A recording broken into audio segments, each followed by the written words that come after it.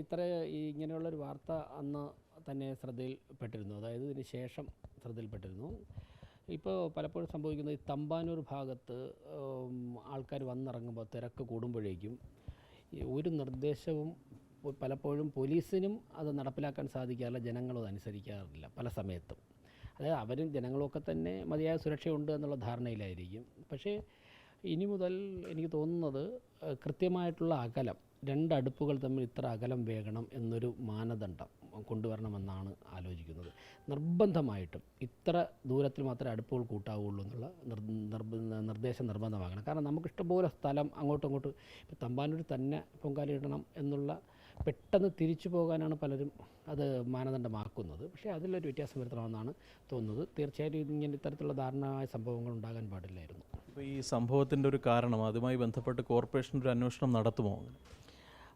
സ്വാഭാവികമായിട്ടും വരാൻ പോകുന്ന ദിവസങ്ങളിൽ അത് ചെയ്യേണ്ടി വരുമല്ലോ. ചെയ്യേണ്ടി വരും. മാത്രമല്ല ഒരിക്കലും ഇങ്ങനെയുള്ള കാര്യങ്ങൾ സംഭവിക്കാതിരിക്കാൻ, അതായത് ഇനി കാലം കഴിയുന്തോറും തിരക്ക് കൂടിക്കൊണ്ടിരിക്കും ആറ്റുകാലൊക്കെ തന്നെ. അപ്പോൾ ഇങ്ങനെ ഓരോ സംഭവങ്ങളും വരുമ്പോഴേക്കും ഒരിക്കലും അത് ആവർത്തിക്കാതിരിക്കുവാനുള്ള ചർച്ചകളും നടപടികളും നിർബന്ധമായിട്ട് വേണ്ട. വിജിഷയുടെ ഭർത്താവ് പറയുന്നൊരു കാര്യം, ഈ തമ്പാനൂർ ഈ വളരെ ചേർന്നായിരുന്നു ഈ അടുപ്പുകൾ കൂട്ടിയിരുന്നത്. അപ്പോൾ പോലീസിനോടൊക്കെ പറഞ്ഞിരുന്നു ഇത് അപകടം ഉണ്ടാക്കുമെന്ന്. പക്ഷേ അതൊന്നും നടപ്പിലായില്ല എന്നതാണ് അവർ പറയുന്ന ഒരു ആരോപണം.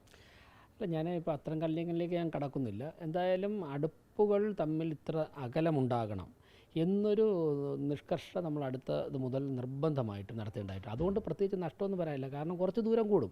ഇപ്പം മണ്ണന്തരയിൽ അവസാനിക്കുന്ന പൊങ്കാല തൊട്ടടുത്ത് മരുതൂർ വരെ ചിലപ്പം വ്യാപിക്കും. അല്ലെങ്കിൽ ശ്രീകാര്യത്ത് തീരുന്ന പൊങ്കാല തൊട്ടടുത്ത് ചാവടി ഉക്കുവഴി അല്ലെങ്കിൽ കഴക്കൂട്ടം വരെ വ്യാപിക്കും. അത്രയല്ലേ ഉള്ളൂ.